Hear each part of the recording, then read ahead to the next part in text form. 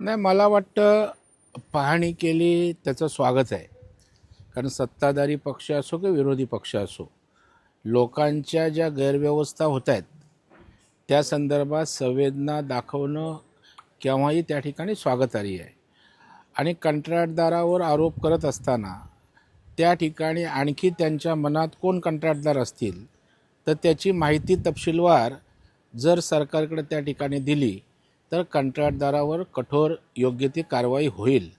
आणि यापूर्वीच गडकरी साहेब असो किंवा राज्याचे मुख्यमंत्री यांनी कंत्राटदारांना त्या ठिकाणी कायद्याच्या चौकटीत जो काही दंड असेल किंवा कारवाई असेल ती केलेलीच आहे. तथापि आणखी काही राहिलं असेल असं वाटत असेल तर त्यावरही कारवाई त्या ठिकाणी निश्चितपणे होऊ शकते. फक्त हा जो रस्ते पाहणी दौरा आहे हा त्या ठिकाणी पाहणी दौरा किंवा राजकीय दौरा ठरू नये एवढीच त्या ठिकाणी अपेक्षा आहे. भाऊ, आपण बघतोय की मनोज जरांगे पाटील यांनी एक वक्तव्य केलेलं आहे की मी समाजासाठी जीव देऊ शकतो आणि घेऊही शकतो. तुम्ही कशा नाही, मला वाटतं दोन्ही गोष्टी त्यांनी करू नये. जीव घेऊ तर नक्कीच नाही, तो गुन्हा होईल. आणि जीव दिला तरी आम्हाला महाराष्ट्राला मराठा समाजाला जरांगेंची गरज आहे.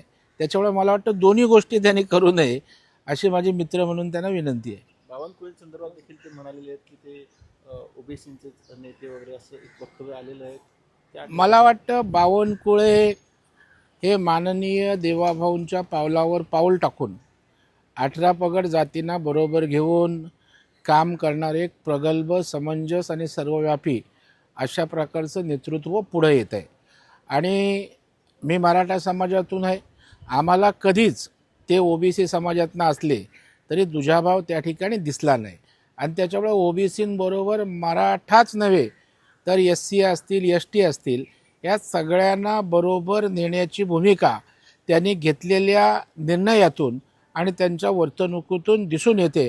त्याच्यामुळं अशा प्रकारचा आरोप माननीय बावनकुळे साहेबांवर करणे हा त्यांच्या सामाजिक कारकिर्दीवर अन्याय केल्यासारखं ठरेल. ज्या पद्धतीने जरांगे पाटील म्हणत आहे की राज्य सरकारने जी कुणबी प्रमाणपत्र दिलेली आहे त्याच्यामुळे अनेक लोकांची प्रमाणपत्र रद्द करण्यात आलेली आहे, त्यामुळे आमचा वाट पाहू नका नाहीतर तुमचे आमदार देखील पाडू 5-50 अशा पद्धतीचं वक्तव्य येणं कितपत योग्य वाटतं तुम्हाला? मला वाटतं ह्याच्याविषयी मी परवाही बोललो. आता आमचे 5-25, शिंदेचे 5-25 म्हणजे 50-60 आमदार पाडण्याची ताकद त्यांच्याकडे नक्कीच आहे असा त्यांना आत्मविश्वास आहे. मला वाटतं मागच्या निवडणुका पण ते लढले असते तर त्यातनं त्या ठिकाणी दिसून आलं असतं. परंतु त्याने विरोध करूनही महाराष्ट्रातल्या जनतेनं महायुतीला निवडून दिलं. त्याच्यामुळं तुमची पाडण्याची क्षमता सिद्ध झालेली आहे. आणि पुन्हा प्रयत्न करायचा असेल तर उमेदवार उभे करा. त्यामुळं निदान तुमचा जो आत्मविश्वास आहे तो जनतेच्या त्या ठिकाणी मनात नेमकं काय हे तुम्हाला दिसून येईल. त्याच्यामुळे दिसतं तसं नाही आहे. त्या ठिकाणी आंदोलनाच्या माध्यमातून मला वाटतं वाटेल ते बोलणं, वाटेल त्या गर्जना करणं योग्य नाही आहे. मराठा समाजाचे प्रश्न आहेत.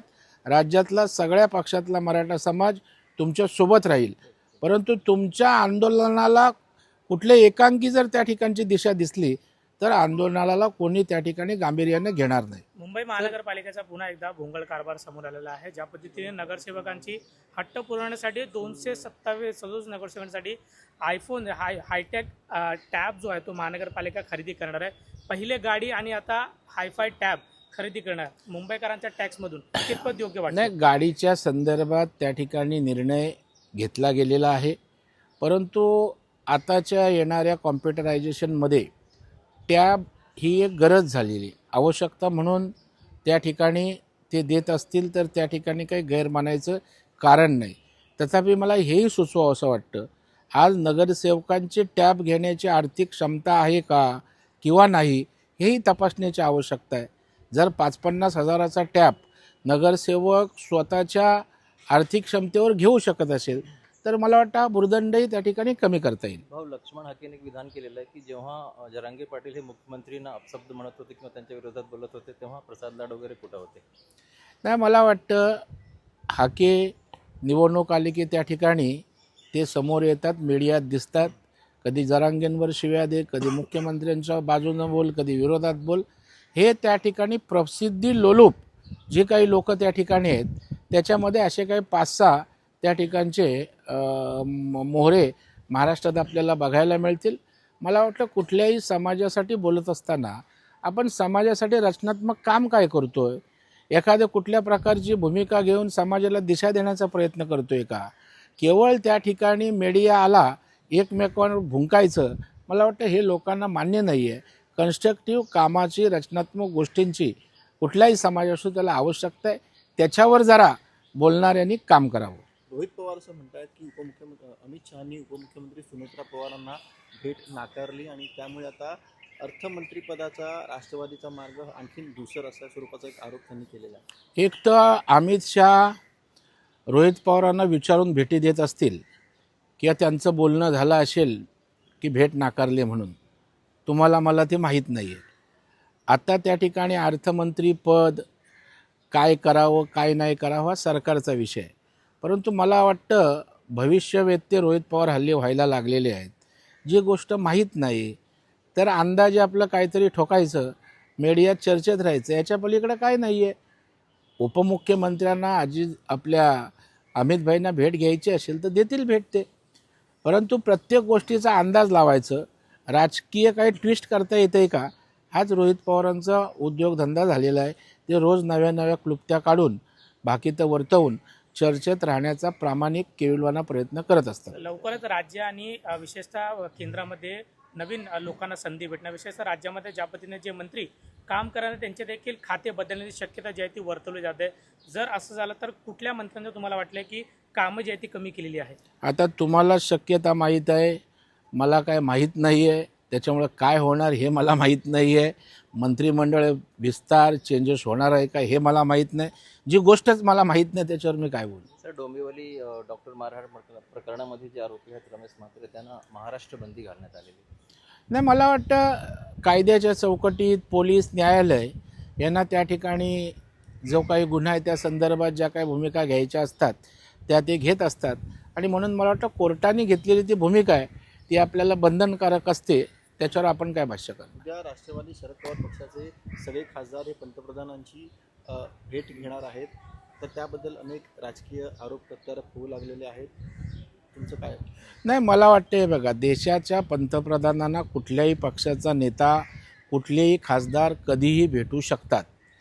एकीकडे पंतप्रधान भेटत नाहीत म्हणून आरोळ्या ठोकता आणि दुसऱ्या बाजूला पंतप्रधान सगळ्यांना भेटायला पक्षनीय भेटत आहेत तर परत टीका करताय.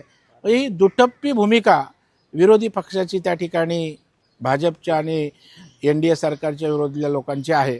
मला वाटतं जेवढ्या जास्त खासदारांना पंतप्रधान भेटतील तेवढा संवाद अतिशय सक्षम होईल आणि त्यातनं त्या खासदारांना त्यांच्या मतदारसंघात त्यांच्या राज्यात मोठ्या प्रमाणावर त्या ठिकाणी मोदी साहेबांच्या माध्यमातून मदत होऊ शकते, त्यांना मार्गदर्शन होऊ शकतं. डिलिमिटेशन बिलसाठी राज्य विशेषतः केंद्र सरकारच्या माध्यमातून बिल आणलं झाल्याने त्यामुळे अनेक खासदारांना फोडण्याचा काम जो आहे तो भाजपच्या माध्यमातून असा आरोप जो तो काँग्रेसच्या माध्यमातून करण्यात आला. मला वाटतं काँग्रेसला ते फोडण्याचं त्यांच्या दृष्टीला दिसतंय, कारण दृष्टी तशी सृष्टी.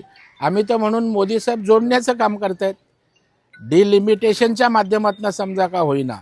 जर खासदारांना बोलवत असतील, सरकारशी जोडत असतील तर स्वागत केलं पाहिजे आणि त्या विषयात काही सूचना असतील त्याही स्वागतार्ह पंतप्रधान नक्कीच त्या ठिकाणी मानतील आणि स्वीकारतील.